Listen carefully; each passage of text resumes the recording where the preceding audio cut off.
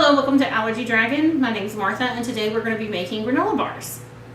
Okay, we're going to go over our ingredient list right now. We have 1 tablespoon of vanilla extract. You want to make sure that that is a vanilla extract, not an imitation. Most imitations do contain gluten. Okay.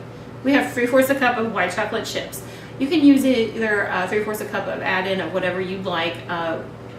Fruits, dried fruits, nuts, whatever you can eat.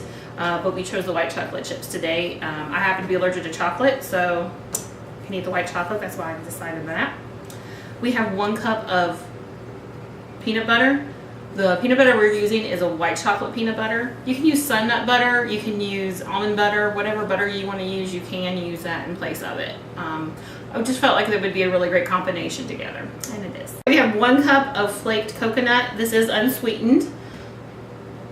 Then I have 1/4 a cup of butter. I am using butter.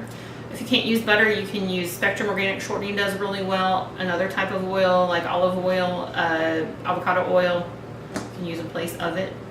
We have 1/2 a cup of honey. If for some reason you can't use honey, you could use agave nectar in place of that. Then we have 3½ cups of oats. The oats we got are quick cook oats. You don't want to use ones that you have to take a lot of time. It's a very quick recipe. If you can't use oats, you can use flaxseed, chia seeds, and I'll put more information down below on how you can substitute. So we're getting ready to make these granola bars now. I'm going to go ahead and move this over. I'm going to get my skillet. It's really what they call a no-cook recipe because what we're doing is we're not going to be baking anything. You can use a skillet like I have here, or you can use just a pot on the stove. Either one that's easiest for you. The first thing you're going to do is you're going to actually take your margarine or butter and put that in here because it needs to melt down. I have this set at about 275. When you put your butter in, you want to go ahead and make sure that you brown it a little bit, but not over brown it. There's what they call a smoke point for fat. And if it goes too far over, you lose the nuttiness that you get when you brown your butter a little bit. So we don't want to get it to the point where it's burnt, because it does leave a weird taste in your mouth. So I'm just turning this down to warm. Just want to stir it a little bit. I came up with this recipe.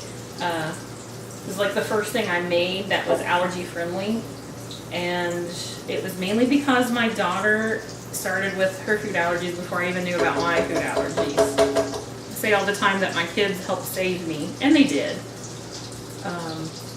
But this was in 2002 when I first started allergy cooking. And you see how this kind of turned a little bit brown? I don't know if you can really see it from there. Try to turn it. You see where it's just starting to turn a little brown. That's where you want to have it. You want to go ahead and add your peanut butter. And you'll kind of smell like a nuttiness, but not a burnt smell.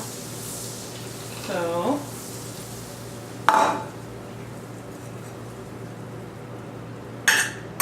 it's magical. Where do I put it? And like I said, I have this just on warm. Whilst that's sitting there, I'm going to get the honey. We're going to go ahead and pour that in there as well.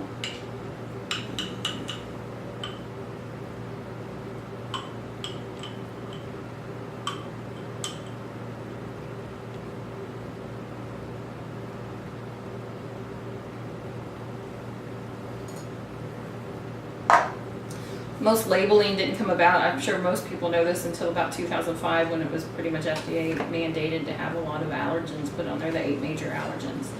And I remember the first time having to go to the grocery store and have to look at all of the labels, and it was just crazy.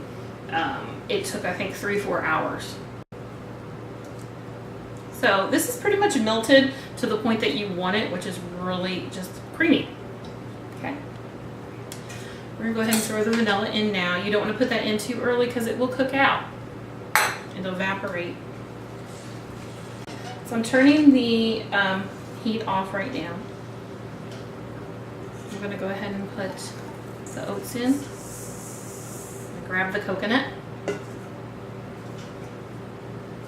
Stir the oats in. Grab the coconut.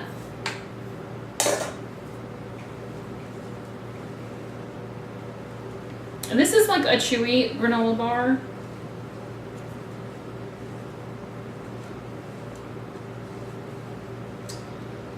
So it was lucky for us that we started, you know, mandating started happening in 2005, and it made it a lot easier to start grocery shopping, and you were able to find things that you could eat, and that I could, that made my life easier. I didn't have to constantly, you know, cook from scratch.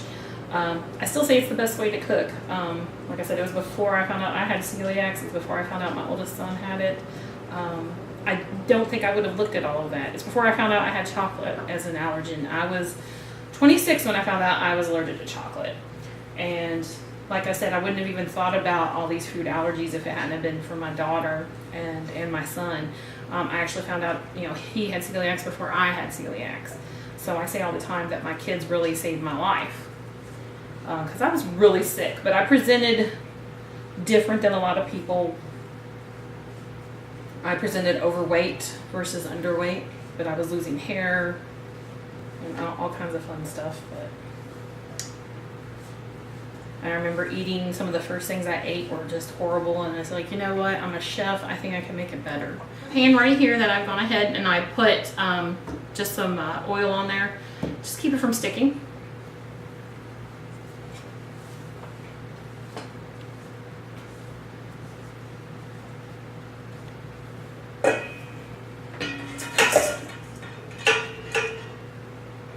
That was not done real elegantly. Okay, so it is pretty warm right now, but it's not going to be so hot that it would melt your chips completely. So go ahead and put your chips in, your fruits, whatever you would be putting in as your mix in.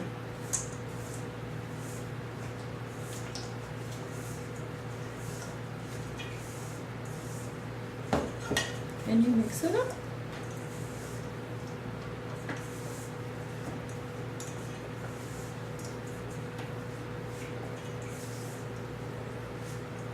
Okay.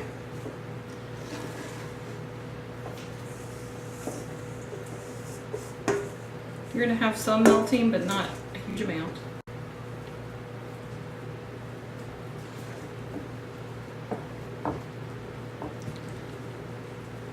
I don't like to make my granola bars too thick. You can if you want to. If you do, just go ahead and use a smaller pan.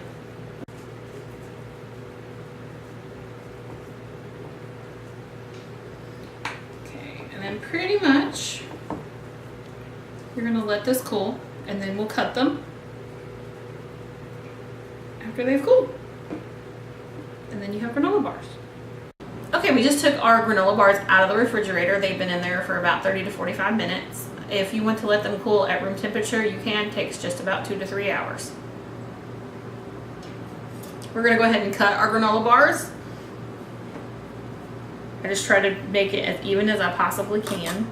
I usually go around and try to make sure that it's not stuck to the sides first.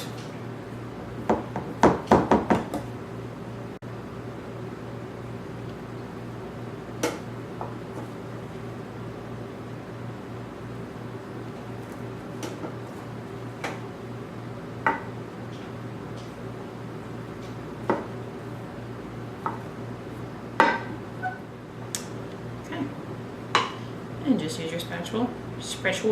Just use your spatula. Get these out as best you can.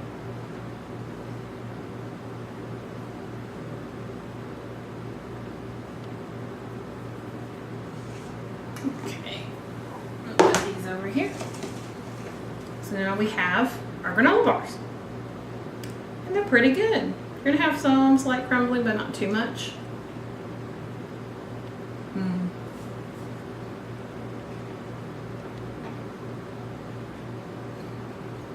Really good, tasty. They're moist and chewy. Get a little bit of the hint of coconut.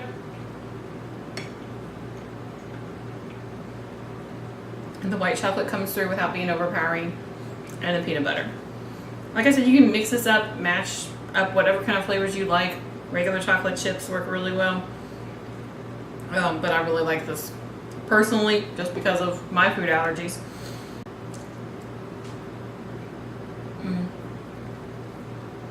So good. I want to keep eating, but I need to stop. This recipe was really fun to make today, and it really brought back a lot of memories for me as being one of the first items I made for my kids when we first started this allergy journey.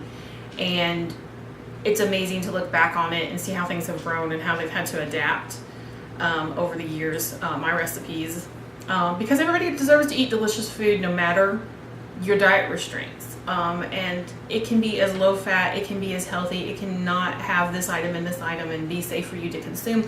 If it doesn't taste good, you're not going to eat it. You're not going to enjoy food. And it's part of life. We need to enjoy these simple things. Okay, well that was my recipe for granola bars. And I hope it helps tame your allergy dragon. Please like, comment, and subscribe down below. Follow me on social media, Twitter and Instagram. Links are down below. And thank you. Bye.